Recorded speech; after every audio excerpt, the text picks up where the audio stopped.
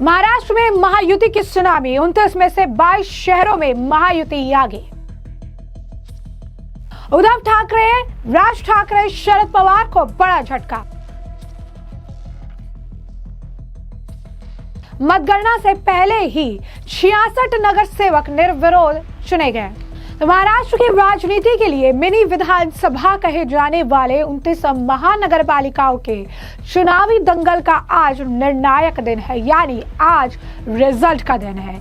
ऐसे में गुरुवार को हुए मतदान के बाद आज मतगणना की प्रक्रिया चल रही है। यह चुनाव न केवल स्थानीय निकायों के भविष्य के लिए महत्वपूर्ण है, बल्कि राज्य की सत्तासीन पार्टी जो है उसके लिए भी बेहद ज्यादा जो है अहमियत रखती है। राज्य की सत्तासीन महायुति और विपक्षी महाविकास अघाड़ी के लिए भी अपनी जमीनी पकड़ साबित करने का लिटमस टेस्ट भी माना जा रहा है। अब ऐसे में आपको बता दें कि कई जगहों पर जो है बीजेपी जो महायुति इनका गठबंधन है वो आगे चल रही है। बीजेपी को बहुत अच्छी बढ़त मिलती नजर आ रही है। जैसे अगर मुंबई की अगर हम बात कर लें तो ऐसे में नवी मुंबई में बीजेपी और शिंदे शिवसेना की लहर दिख रही है। ठाणे में शिवसेना बीजेपी की लहर है। नासिक में बीजेपी और शिंदे शिवसेना की जोड़ी आगे चल रही। पुणे में भी बीजेपी की बंपर लहर देखने के लिए मिल रही है। पिपरी चिचवाड़ में भी बीजेपी को बड़ी बढ़त है। पनवेल में भी बीजेपी को बड़ी बढ़त है। कल्याण डोंबिवली में भी बीजेपी सबसे आगे चल रही है। नागपुर में बीजेपी को बम्पर बढ़त है। नंबर 2 पर कांग्रेस है। तो अमरावती में भी बीजेपी नंबर 1 पार्टी बनके नजर आ रही है। अकोला में भी बीजेपी को बड़ी बढ़त है। नांदेड़ जो है बघाला में भी बीजेपी आगे है। ओवैसी की पार्टी नंबर 2 पर है। जलाना में बीजेपी आगे है। ऐसे में महाराष्ट्र के इस नगर निगम चुनाव को लेकर लगातार ये बड़े अपडेट आ रही है, जहां पर बीजेपी ने अपना वर्चस्व कायम कर रखा है। महायुति जो है आगे बढ़ती नजर आ रही है। लगातार जो तमाम चीजें आ रही हैं, जो अपडेट निकल कर सामने आ रही है, जो लगातार अगर आप कहेंगे कि शुरुआती जो तमाम आप कह सकते हैं कि आंकड़े निकल कर सामने आ रहे हैं। बीजेपी ने शानदार महायुति शानदार प्रदर्शन कर रही है। इस बीच आपको बता दें कि इससे जुड़ी एक और बड़ी अपडेट सामने आई। जब मतगणना शुरू भी नहीं हुई थी उससे पहले ही शरद पवार, उद्धव ठाकरे और राज ठाकरे को बड़ा झटका बीजेपी महायुति की तरफ से जो है दिया गया है। जहां पर आपको बता दें कि महाराष्ट्र में नगर निगम चुनाव में वोटिंग से पहले ही बीजेपी शिवसेना गठबंधन ने 66 वार्डों में निर्विरोध जीत जो है दर्ज की थी। जी हाँ, बिल्कुल सही सुना आपने। ये बहुत बड़ी खबर आ रही है और साथ ही साथ एक बहुत बड़ा झटका भी रहा है। लगातार पूरे तरीके से जो है प्रक्रिया पर सवाल उठे, चुनाव आयोग पर सवाल उठे, वोटिंग के दौरान भी तमाम सवाल उठे, शाही को लेकर सवाल उठाए गए। राहुल गांधी से लेकर संजय राउत ने बयानबाजी की, उद्धव ठाकरे ने आरोप लगाए, चुनाव आयोग पर आरोप लगे। लेकिन आज रिजल्ट का दिन है और ठीक अगर आप देखेंगे मतगणना से पहले भी काफ़ी कुछ अगर आप कहेंगे कि अचीव जो है इस महायुति गठबंधन ने ऑलरेडी कर लिया था। ऐसी स्थिति में इस चुनाव की अगर हम रिजल्ट की बात करें तो ये बेहद ज़्यादा दिलचस्प होता जा रहा है। काउंटिंग हो रही है कंटिन्यू जो है रिजल्ट आम जनता को बताने से पहले जो लगातार काउंटिंग जो है मतगणना की काउंटिंग चल रही है, मतों की काउंटिंग चल रही है। और ऐसी स्थिति में उद्धव ठाकरे, राज ठाकरे और इस महाविकास का जो गठबंधन है शरद पवार, इनको एक बहुत बड़ा झटका तब लगा जब बीजेपी शिवसेना गठबंधन ने 66 वार्डों में निर्विरोध ही जीत दर्ज कर ली है। बीजेपी के 44 और शिंदे सेना ने 22 सीटें जीत ली और नामांकन वापसी प्रक्रिया पूरी होने के बाद एनसीपी अजीत पवार के 2 कैंडिडेट भी निर्विरोध चुने गए। इस्लामिक पार्टी का एक उम्मीदवार भी बिना चुनाव के ही जीत गया।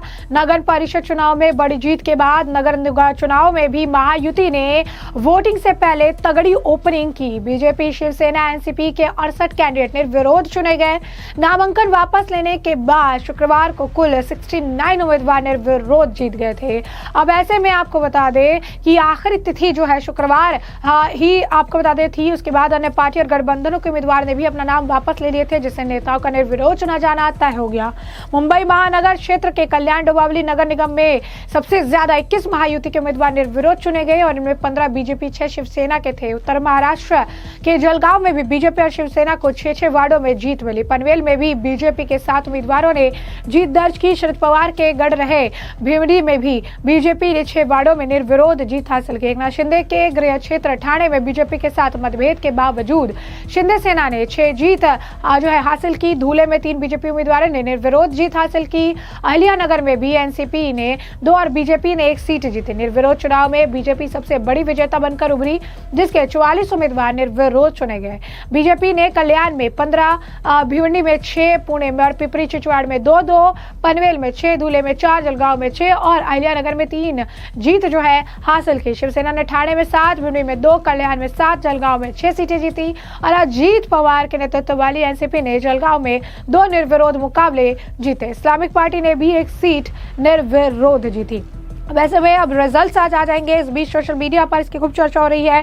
बयान भी सुनने के लिए लगातार मिल रहे हैं और नगर निगम चुनाव को लेकर चंद्रकांत पाटिल का बयान भी सामने आया। उन्होंने कहा 1 या 2 जगहों को छोड़कर सब जगह महायुति की महापौर बनेंगे। हमने संगठन को बहुत ज्यादा महत्व दिया है और इसलिए हमें विश्वास है कि 2014 से पहले हमने कभी पीछे मुड़कर नहीं देखा। 2024 का लोकसभा चुनाव एक अपवाद था जहां एक झूठा नैरेटिव बनाया गया था, लेकिन बाद में लोगों को ये समझ ही आ गया और विधानसभा चुनाव में स्थिति बेहतर हो गई। फेक नैरेटिव से हम पीछे रहे, लेकिन इसके अलावा हम हमेशा आगे रहे और इसका एक कारण प्रधानमंत्री नरेंद्र मोदी और मुख्यमंत्री देवेंद्र फडणवीस की विश्वसनीयता है। क्या कुछ कहना है उनका, सुनिए। प्राथमिक ट्रेंड नहीं, अब मिड ट्रेंड शुरू हो गए। अब मिड ट्रेंड से यह दिखता है कि अब ये ट्रेंड बहुत स्पीडली आगे ही जाएगा। इसमें अब पीछे जाने की कोई संभावना नहीं है। तो पुणे के बारे में यदि 125 तक हम गए तो किसी को आश्चर्य नहीं होना चाहिए। हम तो थोड़े कंजर्वेटिव थे कि 100 क्रॉस करे, 106 क्रॉस करे, फिर लग रहा था 115 क्रॉस करे। तो अभी जो ट्रेंड है उसमें शायद 125 भी क्रॉस कर पाएंगे।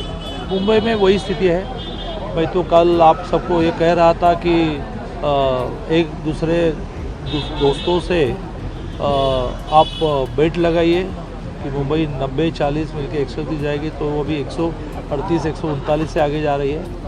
पिंपरी में तो पूरा वन वे चल रहा है, कोल्हापुर में वही चल रहा है, सांगली में वही चल रहा है, इचलकरंजी में वही चल रहा है। सांगली में थोड़ा बीच में जिसको कहे कि थोड़ा एक जगह ही रुके थे, अभी गए आगे। और महाराष्ट्र में सब जगह, नागपुर विपुर सब जो ये चित्र है। तो भारतीय जनता पार्टी माननीय मोदी जी के नेतृत्व में, माननीय देवेंद्र जी के नेतृत्व में और यूटी के सारे नेताओं के नेतृत्व में बहुत ही अच्छा यश प्राप्त करेगी। 29 में से एक हाथ मालेगांव छोड़कर 28 में मेयर महायुति के बैठेंगे, उसमें भी ज़्यादा बीजेपी के बैठेंगे। जो रुझान सामने आ रहा है उसके हिसाब से तो अभी लगता है कि पुणे हो, पिपरी चिंचवड़ हो, ये पूरी तरह से clean sweep Bharatiya Janata party करेगी। जो मैंने कहा था पिछली बार भी, बहुत दिनों से यही कह रहा हूँ कि जो भारतीय जनता पार्टी एक ही एजेंडे पे चुनाव लड़ती है, वो है विकास। और इसी विकास के मुद्दे पे माननीय मोदी जी का नेतृत्व हो, देवेंद्र जी का नेतृत्व हो, ये देखकर पुणे की जनता ने जो वोट किया है, मुझे लगता है कि यही हम कह रहे थे कि हम विकास के मुद्दे पे वोट मानते हैं। पुणे का भविष्य क्या है, किसके हाथ में सुरक्षित है, विचार प्रगति और विकास और भविष्य, इस पर मुझे लगता है कि पुणेकर जनता ने हम पे विश्वास किया है, मोदी जी के नेतृत्व पे विश्वास किया। और जो रुझान आ रहे हैं उससे साफ है कि भारतीय जनता पार्टी का मेयर पुणे का बनेगा। तो ऐसे में आपने तमाम बयान सुन लिए और हमने आपको जो पूरा मामला है विस्तार से बता दिया है। इस पूरे मामले पर अब आपकी जो राय है कमेंट सेक्शन में कमेंट करके जरूर से जरूर साझा करिएगा। धन्यवाद।